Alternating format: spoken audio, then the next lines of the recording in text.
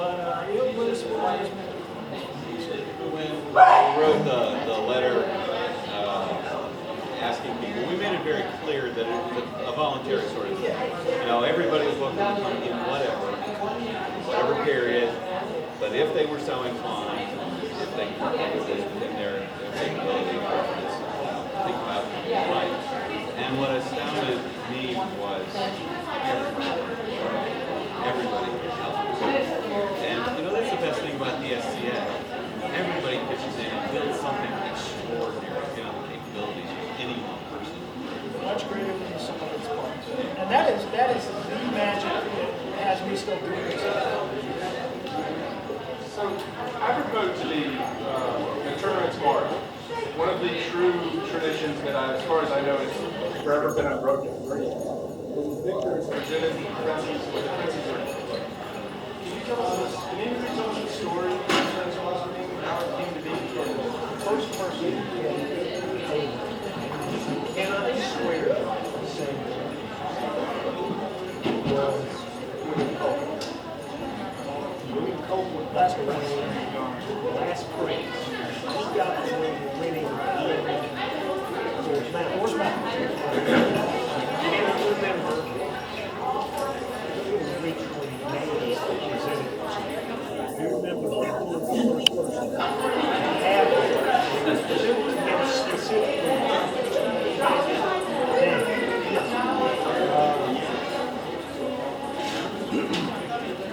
I do not know. I think it was a local manufacturer from I cannot remember a specific person who made it. I remember it was presented to him at court. And it was silver wing with a red stone and a symbol of a crown. That's the same word. Is it a crown or is it a label? I always thought it was a label. It originally was meant to be a crown, but it was been For those of you who don't know heraldically, the label is the heraldic device you would put. If you've ever seen the Meridian arms, and then you see the Meridian arms and they have this kind of weird half done and battle thing across the top, that's the label, and it denotes the air, the air for the arms that is on top. So, and he passed it down from there. Only voice to my knowledge when Ryan had his green books because over the years, anything that passes from one to the other tends to get some sort of picture. And Ryan had his green books some that at some point you saw that. But it's still the same song. Just got retyped. It's the old space of the day.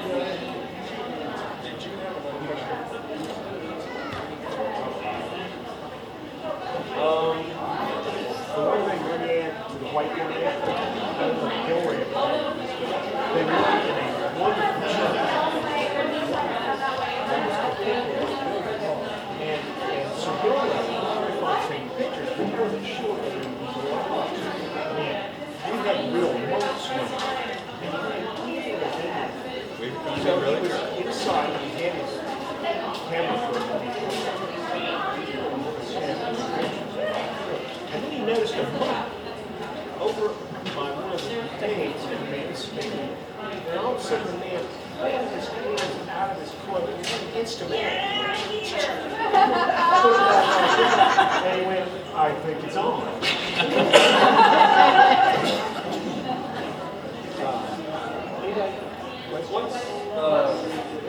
Well, does anybody have any questions? I've got a few more. Well, I'll tell you what, if you've got more questions, but since we've been talking about coordination, I want to talk about coordination. This is my personal favorite, and that was the coordination Johnny Aragon. You know the one I'm talking about. Yes, yes. What was the name of it? There are two camps in Georgia, Alabama. One of them is at Camp Barney Minden. No, it's not Take a Whip. What Take a Whip? That was my first one. Saddle Rock? Might have been Saddle Rock. I'm not sure. But it was a was up in North Georgia. Georgia, that's Coleman. Camp Coleman. You talking about the one where they had the sun guard? On the stone. Yeah. That was Camp Coleman. That was in Cleveland, Georgia. Ground was very large, and very beautiful. And the first one,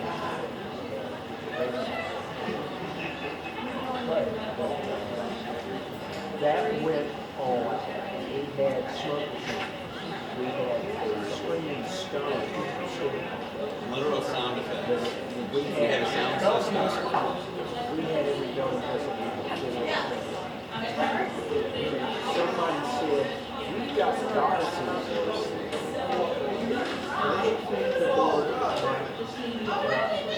Maybe like that. The board's unofficial position is what we don't know about is what we can't worry about. Gotcha. So nobody. Everybody helped with that.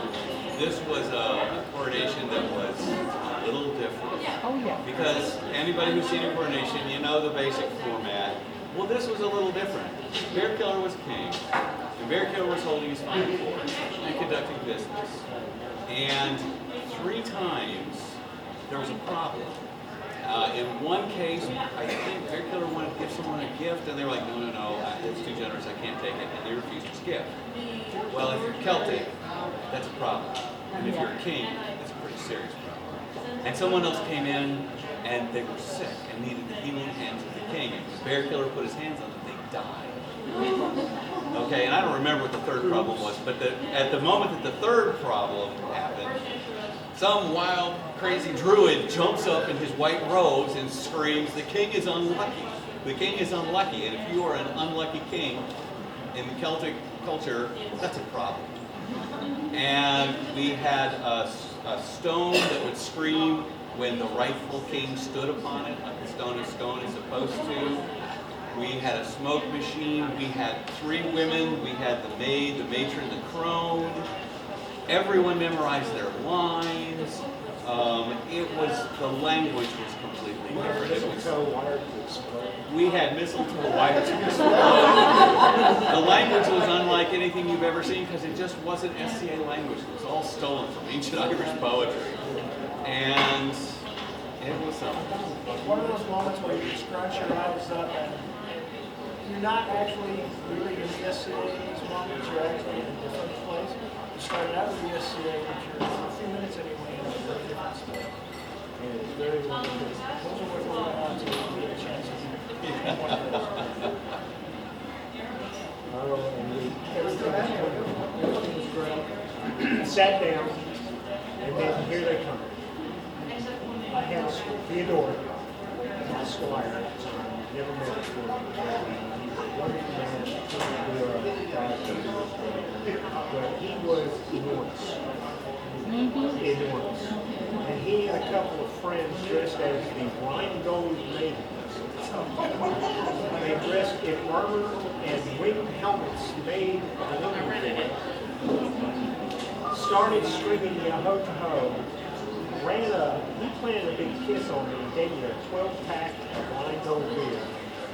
And then disappeared into the mist, singing, "Give me a beer, give me a beer."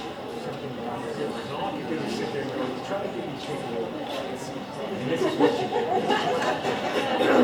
But that was a wonderful time. That was a very wonderful coronation, and it was not as on the. My first coronation was very wonderful too. Well, I was prince for like 25 years. So it was sort of on the fly. It was on the fly. Who, me? That's right. Congratulations. Yeah, you're it. I don't know what I'm doing. It's all right. I highly recommend it because everybody, we are a generous people, and everybody knew that I didn't do it. And so when I make I think we should do this. Right. Right. Yeah. We'll get on that right away, Your Majesty. Edward, what's your favorite? This young lady has a question, and then I'll take a question. like to go off on a little particular subject here. Well, I like to go off on passions. And I recall it's not even a use of the word. I made two of them. I made two of them. First of all, I said that I am striking small. And that wondrous piece that came out. No small favors. There are no small favors. There's no small and diminutive babies, but there's and I remember. No oatmeal. And the other one was that Drew Gaspar was that I banned any event that I was at. I'm going to be fair. Because I had noticed that I remember then. I'm not a big oatmeal fan, but I understand it's simple. But I mean, everywhere, it's nothing but oatmeal. So I made a royal proclamation for henceforth any event that I was at. I'm not going to oatmeal for breakfast. Anything but oatmeal. And gas.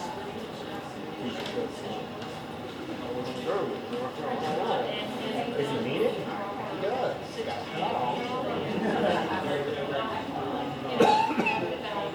But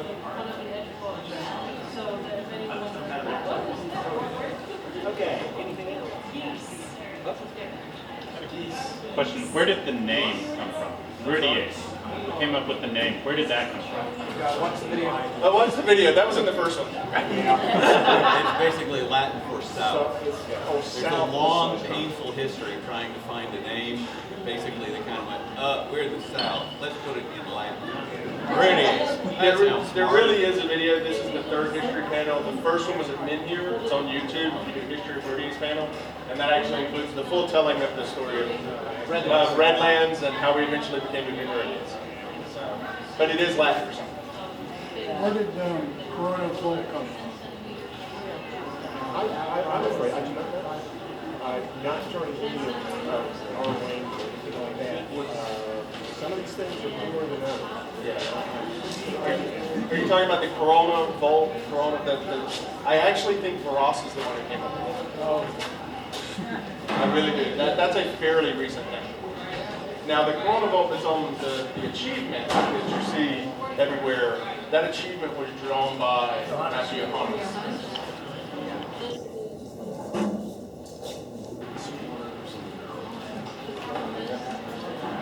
Anyone else? How about the use of the pencil? The king, goose in the tent, motor race. King, goose. Oh, He's blocked it. I went to an event at Border Race. I was by myself. I was in a absolutely mundane tent because there was a late one night. And I was sound asleep, and I heard the patter of the Uh-oh. and I'm lying there, and I hear the front light. It was a two-room tent. And I heard the front and I'm laying there going, this is embarrassing. And then the zipper goes down. And the patter of the feet will go away. Now, there wasn't anything that was valueless in terms of the worries that I was going through. I'm sitting there, or I sit up, and somebody they had gone down to the pond, grabbed a goose, snuck it in my tent, and sealed it up there. So, the poor thing was sitting there and going,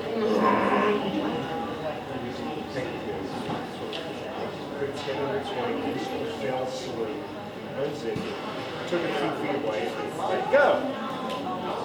Went back to bed, closed up my tent. Next morning, there's something about a goose. You want to find out who did that? I said, you won't have it. All we have to do is not say anything about it. Pretend like it didn't happen. Guaranteed, we'll find out who did it. About half an hour later, came away from it, came up and said, I didn't put that goose in your tent. Aha! They told me later that it was the most amazing scene they've ever seen to see Cane Red Feather waist deep in the water, literally going and grab it. I never found out why it struck him as a joke to do that. But then again, I never could figure out exactly what went in Kane's mind anyway, so we just sort of let it go. Speaking of King, one of my favorite stories of Meridian history involves King Red Feather. And it involves you. King was not the number one. Let me get you started and then let you take off from there. And if you ever get the chance to have Alyssa tell this story, she tells it better than anyone ever heard. But he was wondering why he hadn't gotten that goal. When lots of tournaments, he hadn't gotten it. Comes to Orlando. Good old Orlando. Solid rock with Meridies. And asks him, what do I got to do? And, you know, for those of you who don't realize, there isn't a magic bullet. You don't just do this thing and get knighted. So, Orlando's in a tough spot. There's a guy asking him for a question. Do you remember what you told him in the quest to put him on? Yeah, Kane came up to me, and Kenneth said he was a hot stick, a little rough around the edges, and that can be a very hard place for a lot of people. And he was like, what do I do? And, you know, you can't say, become a human being, you know, just not productive. Well, yeah. So I went, Kane, I tell you what, this is a link from a night's stand. I gave him a link. I honestly don't remember how many links. I think 50. I think I required him to give 50 nights to give him a link and come back to me with chain making those links. Now, what that really did for Kane was it got him serious. And that's all that really needed to happen. And that's all I know of the story, really. I mean, he went around pestering a lot of people for a while.